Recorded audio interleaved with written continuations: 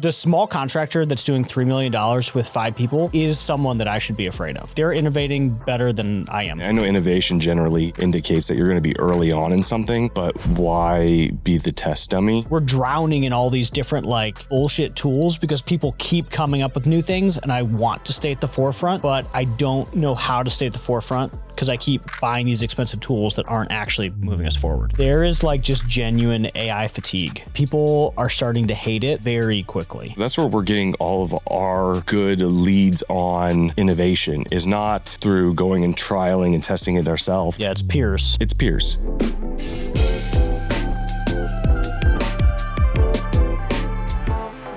Oh, that's nice.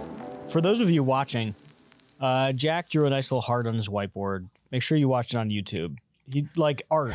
You created. Pretty good at drawing hearts. You created art. Dude, what's up?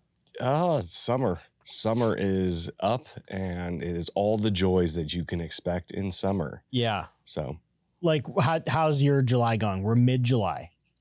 We are, I don't want to say far behind, but we are definitely decently behind budget.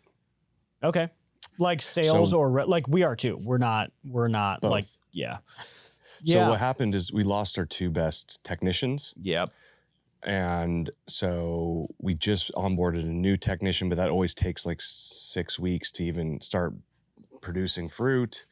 And we have another technician coming back. So we'll be good, but we had to turn off all marketing, which helps to hey, we're not overspending, but also it cuts off momentum. I think actually Jesse, Jesse from Wilson did a huge post on do you shut off marketing in summer? And he's like, no, because you kill momentum, you kill new deal flow, you kill new customers coming in. Mm-hmm. And what you find is you get a lot of garbage that you have to deal with, but somebody has to deal with the garbage. You can't just say, hey, these 40 customers kick rocks. You're not, low value. So we just have taken the blow. We're tightening ship and expecting we're going to try to finish off the month strong and then start a solid August. Nice. But yeah, it's weird. This year's weird because it's the opposite of the last 3 previous years. This year we have all the leads. Yeah. We have all of the leads. We just don't have labor. So we're bringing on a full-time recruiter, the whole thing. Yep. That we've talked about. Yeah, we've been strong on leads. Where we've been struggling is closing. Average ticket's way up though. And I'm talking specifically about HVAC. Are you still running your referral program with spreadsheets and Venmo? Well, Volca is going to bring your referrals into the 21st century. It's a referral program on steroids. It's fully automated with ServiceTitan integration, SMS functionality, and built-in tracking and payments. No more writing checks or guessing what's working, just clean, consistent growth. Owned and operated listeners get 10% off of all contracts. Just book time with Don or the team through the custom link in the description.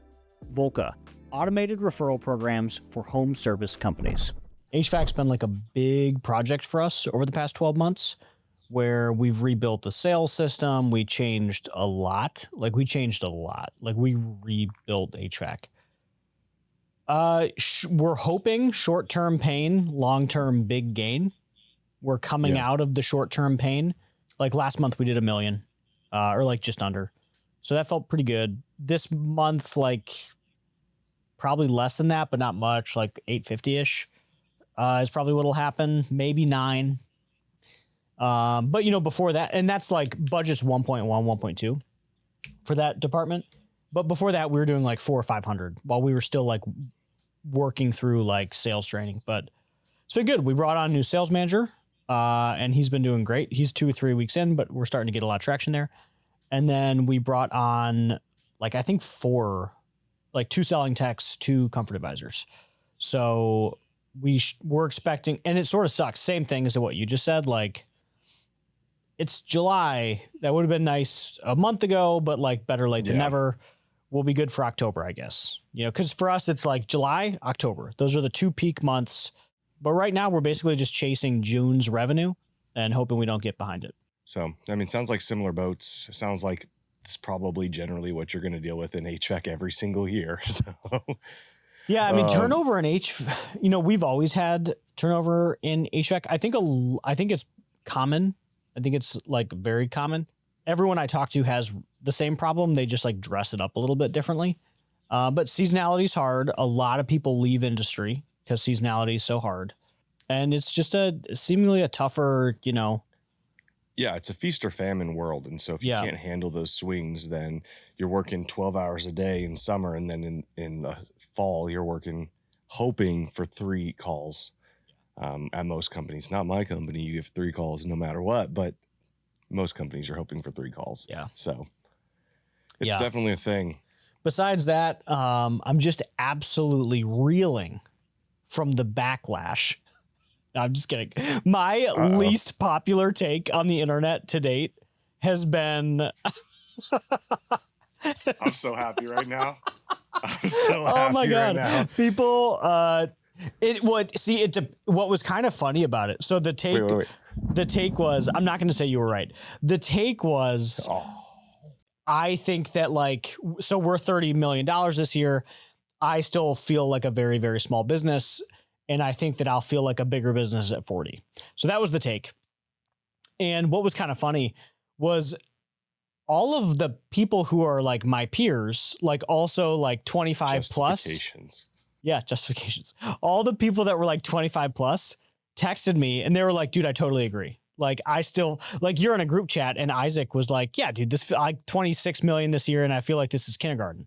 So like everyone that is like a peer is like absolutely small business. Like we're super small, like we'll feel big one day. And the rest of the internet was like, fuck you. Classic John. Yeah. It was pretty funny. It's like I said, man, that's wonderful. I'm actually happy that you get to see some of that because I actually got a lot of feedback too. I wasn't going to say anything about it, but like now that we're talking about it, I will. Is the real thing is there's so few companies that are that big and like that are 20 million plus that when you say that compared to like every company, yeah, of course, there's huge opportunity. That's why a lot of people got into this. They see that. But just like on the whole in HVAC, the number of $20 million, $40 million HVAC companies is so small. There's handfuls in every market. That's it. There's like 2 in every market. Again, that's it. It was my least popular take on the internet. Well, just if you want more of these, please populate. No, I'm just kidding. Yeah. Just please sub. So yeah, if you were a peer, you agreed. If you weren't a peer, you didn't agree. So I don't know. When everybody else hits 20 in the next couple of years, tell me how you feel about how big of a business you are. Also, feel free to go into the comments and flame John for doubling down on this take rather than just like saying, I'm sorry, I'm wrong, guys. Like I see the bigger picture here. Just like it's like, hey, so what I see doesn't agree with me. That was your answer. What I see my job as is like, let's get everybody to 20. 20 is it's an approachable number. You can get there. There's a lot of guys in your market doing it. Like in Cleveland alone, there's like 15. Like it's not, like most people I compete against are 8-figure businesses. It's not like it was a decade ago where everybody was $2 million shop. Like everybody's a $10 to $20 million shop now that I'm directly competing against. Yeah. I think what you're missing though, is that like you said, there's $10, $20 million shops in Cleveland alone. If you're a $3 million contractor right now, you're competing with $10, $20 million shops who have the sophistication, who have the marketing, who have kind of everything dialed in, or at least kindergarten level dialed in. I didn't use kindergarten. Somebody else said that one, but yes, you have. But you like, have the basics I don't dialed think in. we're a big business yet, but hopefully in the next couple of years we'll feel big. Yeah. I mean, the market changes and fluctuates. And once we hit, the first 200, 300, 400, $500 million business in your area, then it's like, yeah, and that makes sense. But still to this, we're still dealing with like the majority of contractors out there, of the 300,000 contractors. If there's 20 in all major 10 big cities, right? There's like 200 $20 million plus contractors in the nation. And then the other 260,000, 280,000 are all sub. It'd be interesting to see like the hard data on that. Yeah, I agree. I don't know what the data is. Obviously, these are super hypothetical numbers, but I mean, I would assume it's something around there. Like all tier one cities have probably 10 or 20 giants, 10 to 50 mid-size ones in that 20 million range. And then everybody else is like the next 100, 200, 300 are small. Yeah. What is kind of interesting is like how the dynamics of small businesses have changed, where like a $3 million shop today is so different. We've talked to guys doing $3 million with like 5 employees. And that's just wild. Yeah. There's some real sophistication now.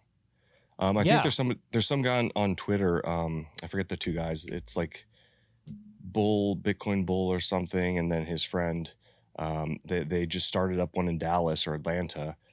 And in 2 years, they were able to drive like a crazy amount because one of them was running operations and the other one was an expert marketer. He's like, this lead gen marketing thing is so easy. And the other guy's like, oh, well, I'm great at hiring and running ops, even though it's not HVAC ops. And so like the sophistication of these local SEO and lead gen guys coming into the business and absolutely dominating when that's all they're doing has been a game changer for a lot of people. So like, I think a couple things. One, I still don't feel big. And 2, that's not like a looking down. That's like, I just don't feel like we're a big business. Like we're big compared to some, but like really small compared to the people that I measure myself against. And 2, I don't think that's an issue for the small contractor. And I think that people that took it personally probably like missed the boat, because the small contractor that's doing $3 million with 5 people is someone that I should be afraid of. Like, it doesn't matter what their size is. Like, they're innovating better than I am. Like, that's amazing. And I remember with, I told you about my friend RJ. He's in a peer group with me and he's like quadruple my size. Like, we're not peers. Like, he is a lot bigger than us, but he's in a peer group with me. He flew out to our shop to like see how we were doing things. And I think he learned a lot from it. And that's not like a humble thing. I think he did. And I asked him directly, I asked him why, like literally, what do you get from this? Because you are 4 times my size. Like, what answer do I have for you that makes this worth your time to fly from like Vegas to see this? Like, how could I possibly help you? And he said, smaller companies have all the innovation because big companies don't need to innovate anymore. And that kind of resonates with me a little bit. I don't feel like we're that big yet, but I do think the guys, like, I'm seeing a lot more innovation earlier. And I know that like when we were earlier in our journey, we were innovating probably more than we are now, because now we're in like wheels on the like keep the train on the tracks phase. And like the guy doing $3 million with five total employees, that's crazy. Like, that's amazing. I'm nowhere near those economics, right? Like, that's crazy. Innovation starts at small companies because they have to innovate, and larger companies don't have to innovate. And that's potentially me included, or like the Goliaths that we all compete against. They're innovating much slower. If they have an idea, it might take them like literally a year or 18 months to fully implement and execute on that idea. If you're a smaller contractor, like, you could run faster and turn sharper. Yeah, no, that makes sense. Like the ability for you to turn on weekends was much more difficult than the ability for me to turn on weekends. That being said, it's more valuable to you. You had more calls coming in. If you mess it up, it really takes the train off the tracks. Whereas we just kind of say, we're going to run it, turn it on and go.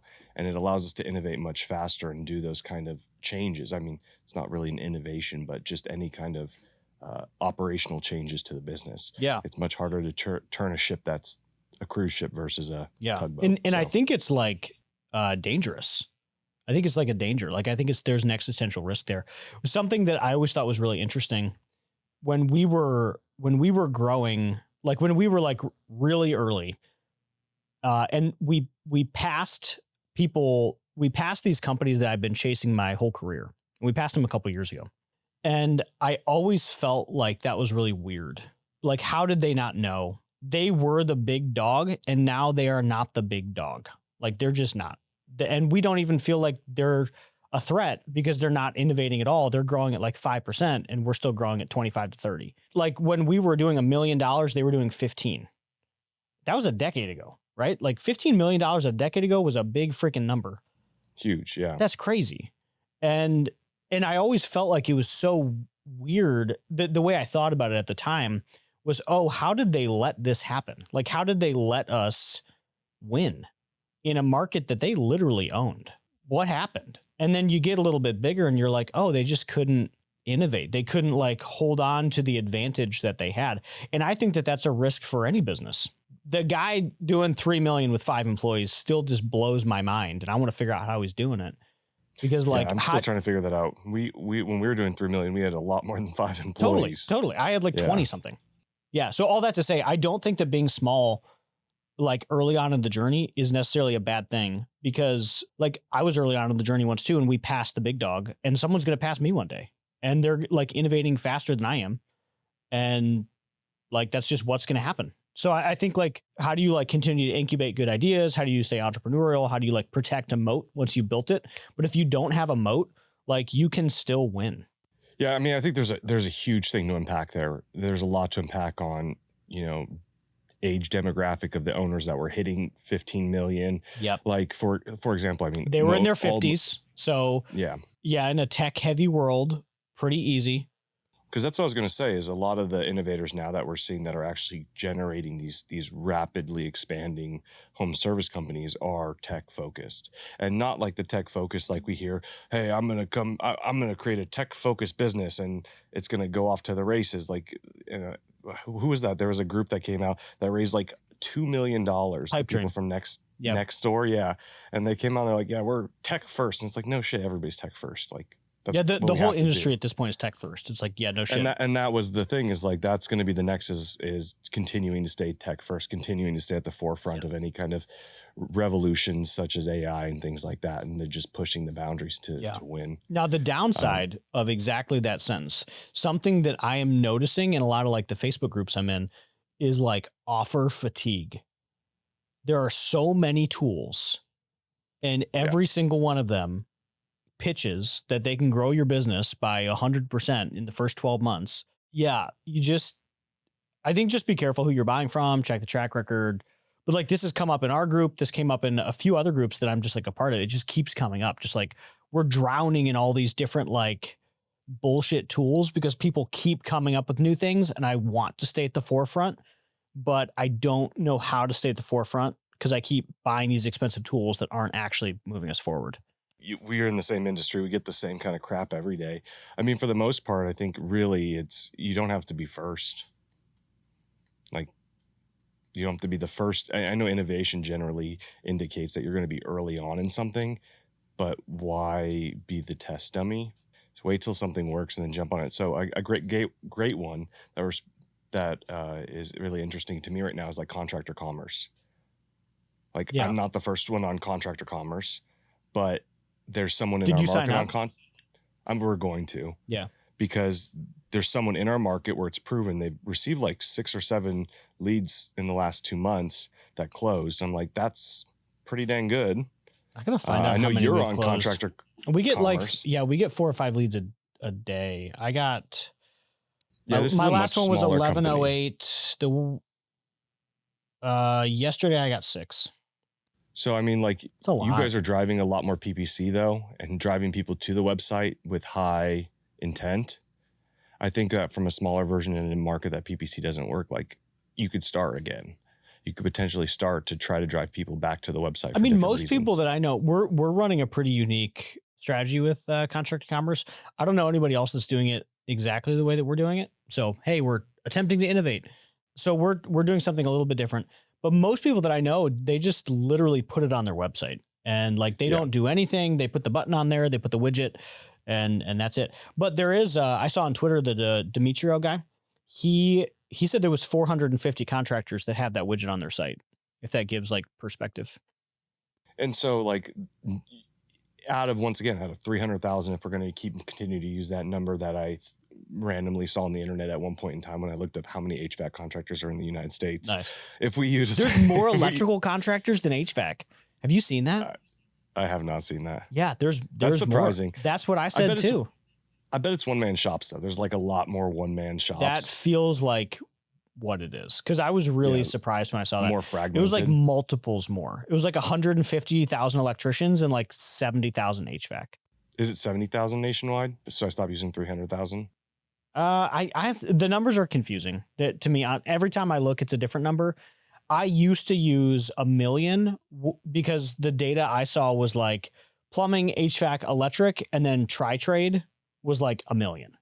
But okay, I mean, maybe I'm wrong. I have no idea. 300,000 each. So that's where I was looking at. It said 300,000, or maybe it was 300,000 total, but that feels small between the tri-trade. I feel like overall it has shrunk over the last decade. Yeah. I mean, the trend that I continue to see is the middle class of the trades is going away. You're either big or you're tiny. Like, true. And long story short, though, to it is like if there's 100,000 HVAC contractors, just to make it an even small number, 450 in the nation that utilize it is still extremely early, but you can see it proven, right? I can listen to this podcast. I can hear John Wilson talk about it. You can say, hey, I'm getting 4 leads a day. And you hear Jack say, hey, somebody in Jack's market's getting 4 leads a week. Like, that's something that's working. It's something. And so getting a hold of somebody, say, hey, like, how are you doing this? Is it good? Is it bad? Tell me about it.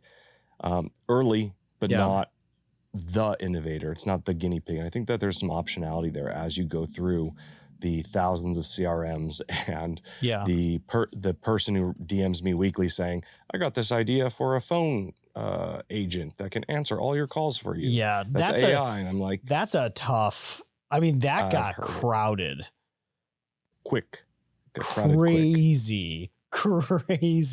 Yeah, crazy. I feel like, something that we started doing is we're trying to stop referring to it as AI and we try to refer to it as automation, because there is like just genuine AI fatigue.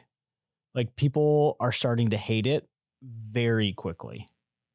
Yeah. And it's becoming like almost like a negative word. Layoffs, and like the more tech layoffs, the more like AI enabled efficiencies. It's starting to become like, people don't like it. Yeah, I asked, given this group is a little bit different, but I asked in that one man in a van chat group what they're doing for their phone systems. And there was a lot of very, very unhappy people talking about AI. And these are just like one guy's shows that are like, they were using AI and they didn't like it, or they were just mad about AI in general. Just mad about AI in general. Yeah. Never used it, never tried it, never heard of it. I'm never going to talk to a robot ever.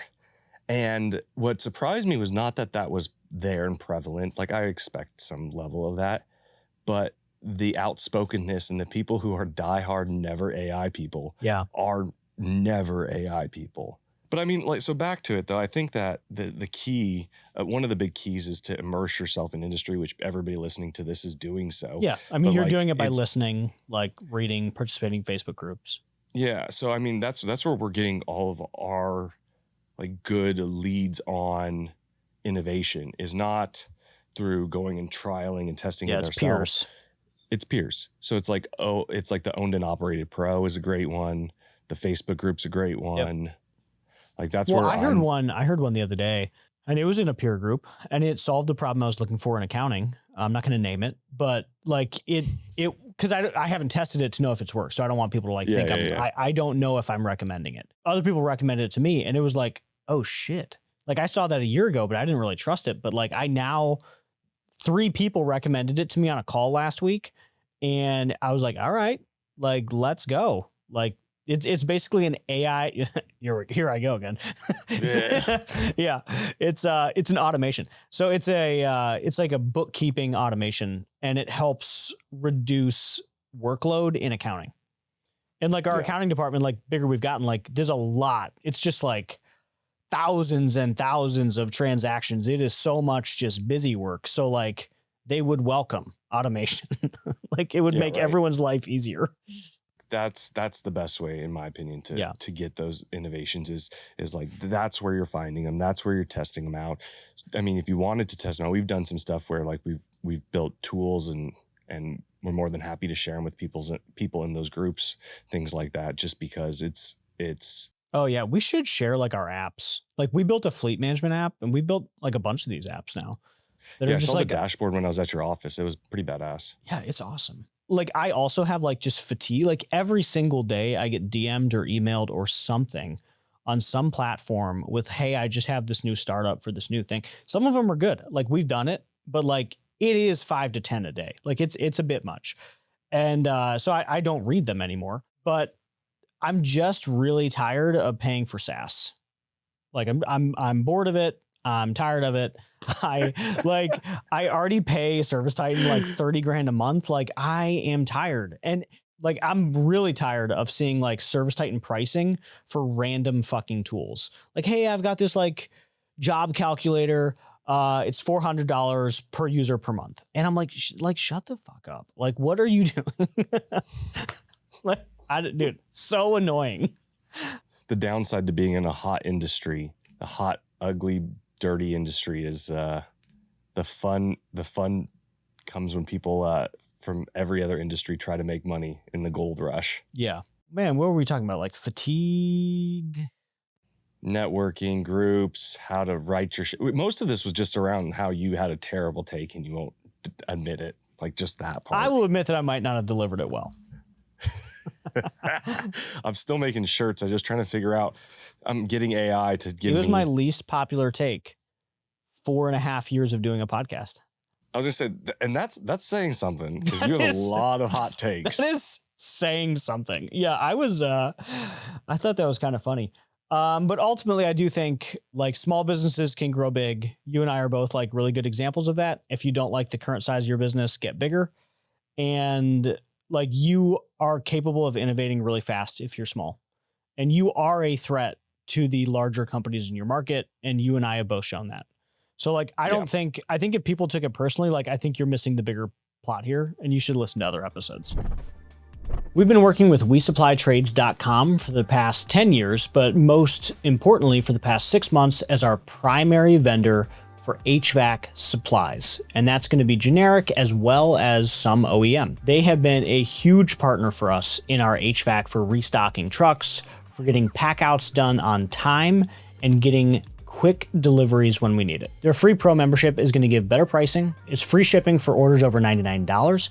And you get access to a team of world-class experts that know plumbing, hydronics, and HVAC like the back of their hands. Like these guys are incredible. As a savings to our audience, they offered 20% off your first order if you use the code OWNED20, OWNED20. So click the link below or go to WeSupplyTrades.com/owned and to find out a little bit more. I do have a quick question for you on the back of that. It's like, so as a smaller company, so like for myself, I struggle with this quite a bit and I'm going to be vulnerable to the masses here. Like, how do you think about growth metrics in terms of how fast you grow? So we've been doing that 100% year over year growth. Oh, sure. Yeah. Of course, we're trying to keep that, but like that is super difficult. And there's a lot of strain on the business and on me personally at 100%. And so, you know, Chris Hoffman's has been 30%. Like, how do you 30% compounded. And I think that that's a really important distinction.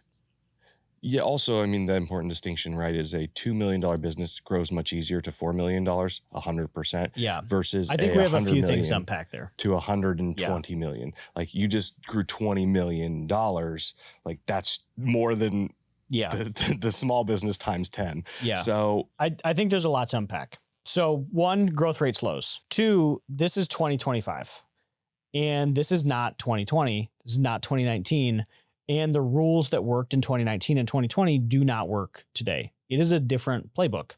There was a group on Twitter like a couple of weeks ago, Viton and a couple other guys, and they were sort of like calling this out of like, hey, I'm really tired of like getting feedback from people with $1 billion of enterprise value. It was like a joke. I don't think it was actually targeted at anyone specific, but like, yeah, like the biggest companies in the industry grew like from 2020 to 2023. Like they got fucking huge in that time period. And that was before PE, like early on PE days, like really early. Like PE was like kind of a thing in like the late teens, but nowhere near to what it became in 2021, 22, 23. Leads were totally different. When we first got on LSA in like 2019, 2020, electrical leads were literally $11 a lead. 11. And they're like 95 now. Yeah. And LSA worked. Like, it just worked better. There was way more demand. There was money sloshing around all over the place. It was just different. So I think like it's really, a lot of these guys built great businesses and they're bigger businesses than me. So I have no rocks to throw here. I just think if you are looking at someone and saying, how did they grow? How did they do that? Like, how did they build a $80 million business in 3 years or 4 years or 5 years? Like, they were playing a different game than you're playing today. It is a totally different game. And like, they have good advice. They have really good perspective. They built a bigger business than me. I can't throw any rocks here, but like, you just can't follow the same playbook. So just be cautious of like who you're comparing yourself to, because I do think it's an unfair comparison. So that's like my overarching like it's a good theme. starting point. Yeah. Yeah. I feel like we've grown 30% year over year for years now, but like it's been lumpy. Like some years that's 100%, some years that's 10. And I think the bigger we've gotten, like growth is just different. Like this year is probably like a high teens, low 20s growth year. And that's a little bit discouraging for us. Same as whatever you were thinking that like, I'm going to go from 100 to something. That's a little bit discouraging for us. But like, if I look at the context of the year, I'm at peace with, I'm discouraged, but I'm trying to get at peace with it because we're making the right decisions at the time. For where we are in the business, we have to focus on, are we stable? Are we profitable? Like really, really profitable? Like, are we driving 17% plus EBITDA? Are we driving positive cash flow? Is our balance sheet healthy? Which like it was not healthy after years of growing 30%. Like it was not healthy. We did not have a great cash position. We had debt from these, we still have debt, but like we had debt from these acquisitions. So like our debt to EBITDA wasn't healthy. So over the last, like, you know, I've talked about it a lot on this show. Like the goal was 12 months straight profitable. We're on month like 15 or 16 now. Like we're just a profitable company now, which like that's totally new to us. Like that just happened. I'm going to derail the conversation for a second to shout out to our sponsors, Apple Tree, who we use personally in our business. I'm not gonna lie, John, I almost freaking cried when they presented me the first good financial books I've had in 3 years. Yes. Like it changes the game. I got emotional. It does. I'm a big man that was like, yeah, this is gorgeous. Yeah. Because it was a game changer. It's like I was able to see, and he's like, hey, also I took all the ServiceTitan dollars and I put it in its own bucket so that you could see actually how much you're spending on ServiceTitan, because I know some other owners like to see that. Yeah. We can change it back if you want. I was like, no. That's exactly what I wanted. Yeah. I didn't even have to ask him. But point being is like, you know, I don't generally like go into sponsor this, sponsor that, but like they are amazing. And well, Patrick runs a good ship. We've been friends for years. He runs a great company. He runs a really good ship and his team is solid. Very, very happy. First time I've had good financials. And I think I said on the show that our whole Q1 was positive. I was wrong. Oh man. So our Q1 on the whole was positive, but not every month. We missed in March by, I think, like $10,000. Oh, that's close. All the rest of the month, every other month has been positive. And I was like, That's awesome. I also have a good net. I know what my net is. That's awesome. Like what it actually looks like. Yeah. And it's good. That's awesome. That's been much happier too. Like we're running like a 12.9% net on the year. And I'm like, yes. Yes. I knew we were between 10 and 15, but like, the other really cool part too is we were ballparking everything like really manually, like going taking our weekly payroll and against our weekly invoices and revenue and figuring it out all ourselves. We were within 3% on almost everything. Like that felt good too, so that we could continue doing the processes that we have in place to move quickly and then get our monthly gross margins in check, and then like double check our work essentially. Yeah. But sorry to derail. No, you're good. You're good. Really excited about that. That is exciting. But yes, with growth, do you think that your perspective has changed on growth as from a smaller company and just like heavy growth moving into like a bigger company, still a small company, still a baby company, but like, but a bigger baby company? it was literally on this show. Like, we got a good dressing down from Tommy Mello on like EBITDA. And I took that to heart. And I started like trying to understand, like I was starting to focus on it, but like we brought on Tommy, we brought on Luke, and we dove into EBITDA, and like Luke's running like 25 to 30% net margin on a $20+ million HVAC business. Like he's a machine. And then I talked to other people, and like fast top line growth is really cool. It's great, but it's not valuable. Like it's not actually valuable. And that's like hard to stomach that reality, is that, hey, what am I doing all this for? Like, why am I working this hard? Why am I like away from my family? Why am I stressed? And if I'm not building something that's actually like a valuable asset, then what am I doing? So yeah, I got a dressing down. And then I started really like taking a hard look at like how we're approaching EBITDA and how we're approaching growth. And we could have kept going, and we could have kept growing at the pace we were, but we basically decided to take the year and like, hey, are our processes tight? Are we running 17% EBITDA? Are we running positive cash flow? Can we create a strong balance sheet? And like my take now, after we're like 6 months into this year, and I'm looking, the progress we've made is like incredible. Like I frankly wish I would have done this years ago. And I think that this is like a fast is smooth and smooth is fast, because I think that we're going to take this year, we're still growing 20%, but we're going to go into 2026 with the best balance sheet that I've ever had in my career, with the lowest debt, millions of cash on hand, great gross margins, and great net margins. Like I would not want to be in my way in 6 months, because we're going to be stronger than we've ever been. And that was Tommy's story too. At the same size that I'm at now, it like the story was like palpable. It was, oh yeah, 20 to 30, I had to slow down. It drove me freaking nuts. I remember that. I hated it. We had to write down every process. And it's like, that's the year that we're in right now. We're writing down every process. We're making sure that. My wonder though is like, could you have seen yourself doing that earlier? Because no. And I'm going to preface it. Yeah. And so that's where my wonder is. But that's like just me personally. Like other people have done it earlier. Like Luke has a smaller company and has more EBITDA. Like his company is literally more valuable than mine, with half of the staff and a third less revenue. Yeah, but that's like comparing, and hear me out. That's like comparing a Chuck in a truck doing $1 million, who has 40% EBITDA because he has no overhead and no processes and blah, blah, blah, to somebody doing 3 million with half of his EBITDA because they're trying to grow the business. And so that's like where the question comes into play is, for me, is like, do you run hard for 3 years growth, 1 year stabilization, 3 years hard growth, 1 year stabilization? Or do you just continue pushing growth until you get really big and it actually matters? Because even though you have great EBITDA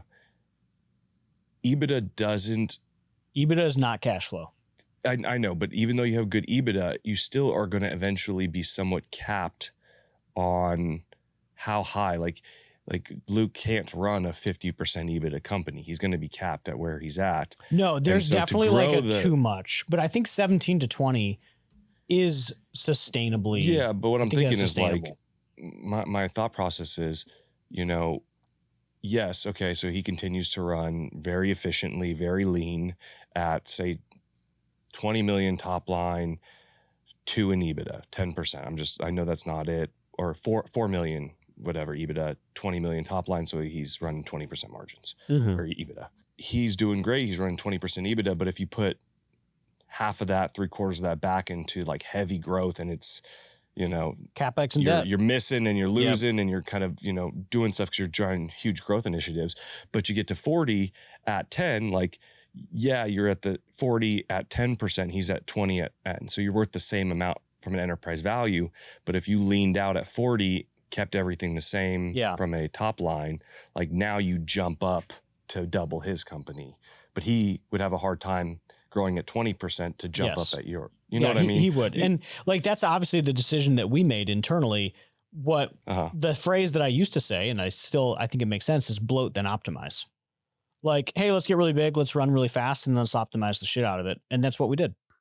So from a bloat then optimize perspective, and this is kind of where the origin of the question is like, what was your expectation early on growth from bloat before optimization? And then when did you start thinking about optimization? It's most people that I talk to. So this is myself, but like I'm saying, this is a sentiment that I notice for once people cross into the 20s, optimization, like managing EBITDA is a bigger conversation. Well, like in the teens, it's all growth. It's still growth for us too, but like you do have to run a healthy business. And if payroll's $400,000 every 2 weeks, you do have to run a healthy business. Yeah. That makes a lot of sense. But it seems to be that everyone, including us, starts really honing in on it in the 20s. Yeah, because I mean, for us, we outgrew our overhead. I think that's a really important, like, we started focusing on it. Overhead started shrinking. Margin started increasing. We built a lot of value, which was awesome. Like the value of we're not doing anything with it, but the value of the business went up. EBITDA went up. I think what's cool with that too is like you have to build processes to do that. Like that's we're running a much tighter ship than we were a year ago. Exactly. Yes. So like, dude, we're looking at numbers, better processes, easier business to run. Like also on top of it, you just happen to get better EBITDA. Like, whatever. Well, some of the numbers are funny. And I'm like, am I going to slow down for net? Right? Like that's the big question. I think people like, nobody wants to slow down growth. I've talked to a lot of people that wish they would have slowed down earlier and like really focused on it because they're trying to do it at like 70, 80, 100 plus, and it's harder. But, Gettle ran at 17% margins and grew 30% year over year for like 10 straight years. And that was before all the 2020 stuff.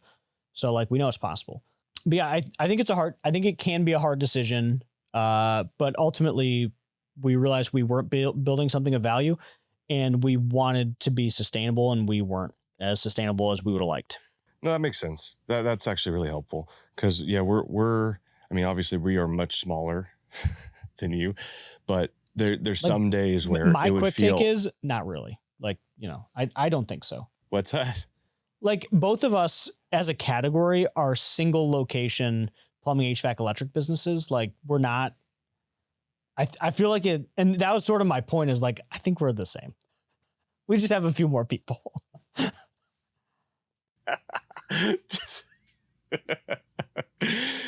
John, is this you trying to be relatable now? I don't know what I'm trying to do.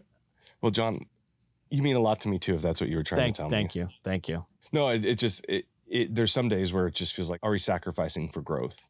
Like, am I burning the candle at both ends so that we could grow as fast as we can, as hard as we can? But I think the answer is probably you have to do that until you get to a certain size where then you can slow down. Yeah. I think you're going to get stopped by something. So like, are you going to get stopped because of balance sheet? Or are you going to get stopped because of cash? Like something is probably going to stop you from continuing to grow aggressively. And some people don't hit that for a while. Like I know people in the 40s that are still growing like more aggressively and happier to take single digit nets. Like that's great. And maybe their funding source is different. Maybe they're better innovators than I am. Like could be any number of reasons. They could just be better. And like, I'm okay with that. But I think something's probably going to stop you. And at some point you're going to want to start imagining like, how do we like make this sustainable? I see a lot of people get stopped in the teens, like a lot. That seems to be the big, And I used to think it's like 7 to 12 is where we notice we have a few in our market that just cannot. It's 15 here in Cleveland. Like people just 10 to 15, 12. They just can't get past 15. So what I'm noticing now, like we're on the other side of that. And at first I thought it was like only a teens thing. So that's how I described it. It was like 15 to 20. So if you listen to the show for a while, like that's the problem I'm talking about is the 15 to 20. Like how do we build up like a frontline leaders is how I was thinking about it. Think about it a little bit differently now. Cause that was like half of our size ago. And I still think it was still ongoing. And I just didn't really realize that it was still ongoing. What I see the problem as now, and how I would approach it differently if I like had to start from scratch, is the senior leader problem. Like, who are the senior leaders and when do you bring them into the organization?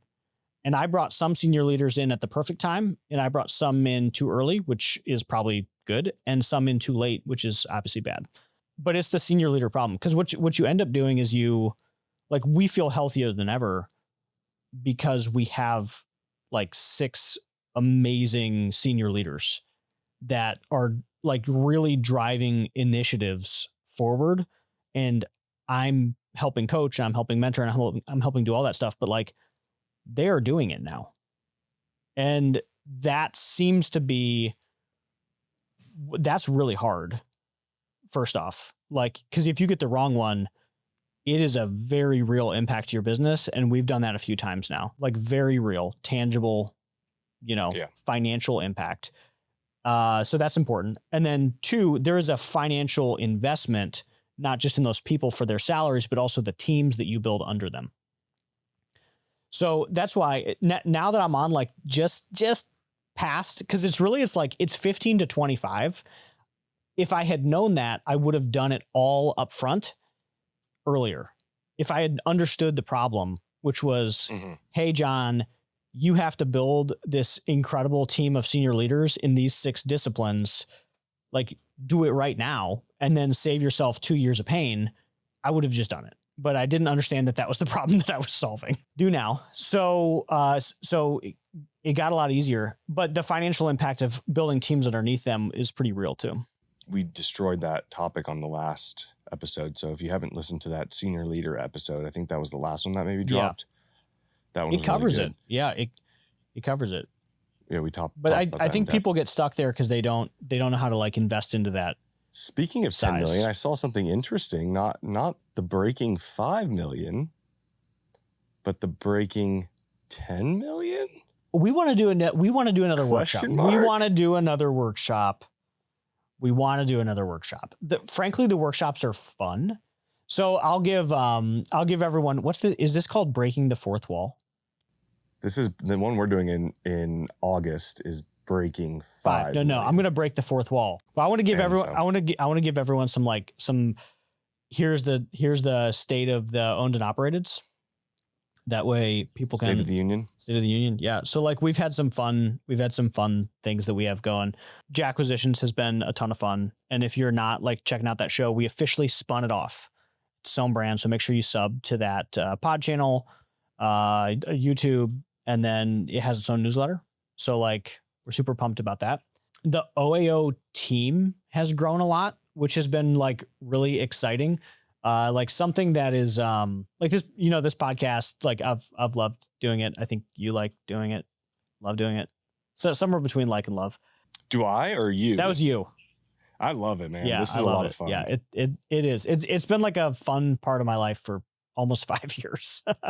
But it's in the background, we've been able to like really bring on a great team to support it. So the team is I think like 8 people now, which is really awesome. And we're getting ready to like, between community and our workshops, and like we've had Holco Comp for a few years. So like we like events, and so we're getting ready to like bring on an event person to really help like drive community and events a lot better. So I think it's just gonna be fun. So you joked about like a Breaking 10 workshop, and like we're talking about more workshops because people are literally asking for it. Like people have asked for call by call workshops. They've asked for, what's kind of interesting is nobody cares about Breaking 10.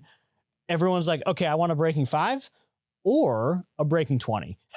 They just sort of like skip 10, which I think is kind of funny. Well, I think because those are the really hard numbers, right? Yeah. Those are the biggest step changes. Just 20, like you said, that 15 to 25, 20 is right in the middle. Yeah. Big step change. That 5 is like, hey, I'm no longer running in the truck myself. I'm running a business. Yeah. So I think you hit the nail on the head. The Breaking 5 is amazing for anybody who's if you're early on the journey. Business, to even up, like we had people there who are 6, 7, 8 million who still got a lot of value out of like, hey, I don't have a full understanding of my processes and what I should be doing and why I'm doing them. And then this was just a huge unlock for them. That was a lot of fun. Yeah. And honestly, our team got a ton out of it too, because it was a really good dynamic with everybody in the room who got to see how businesses are run and yeah, so on and so forth. So if you haven't signed up, definitely do so. I think we have a couple, like 10 seats left, 7 seats left. I don't even know. Like 2 or 3 people sign up the other day. Like filled up really this fast. one filled up fast. It keeps going faster because people keep sending their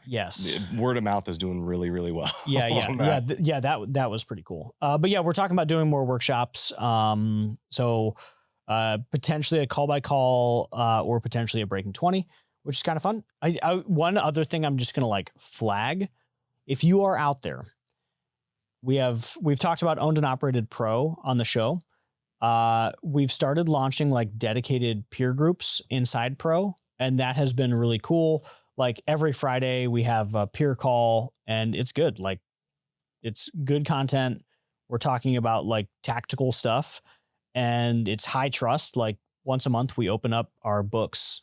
So we're up to like, it's volunteers, but like 6 or 7 people now submit their P&Ls, and we open them once a month. That's this Friday. So we'll be doing financial reviews for last month, talking about the good, the bad, and like people give feedback, which I think is just high value. Like where else do you get that? But we're opening up dedicated size peer groups. So I tweeted yesterday, it was kind of fun, or 2 days ago. And we have 2 spots open for like a 10 to 20 million peer group. And we got like 7 submissions. I had 2 spots. We got 7 submissions. So that was really fun. So we're about to launch a 20 and up peer group inside owned and operated pro. If you're in that bucket, like this is a peer group for me too. Like we're going to be participating in it as peers, not as like leading it. We would love to have you in. Like it sounds like a lot of fun. I think we have 4 people in that group right now. So we're trying to get to 8. So we have 4 open spots for 20 and up peer group. Give me a few years. Yeah. You'll get there. But and then the other big one is we're headed to Pantheon. Are you going? I wasn't planning on it, but then Kristen, the person behind the scenes, told me that I probably am going. Yeah. Pantheon's more like a voluntold situation going on there. She is the real boss.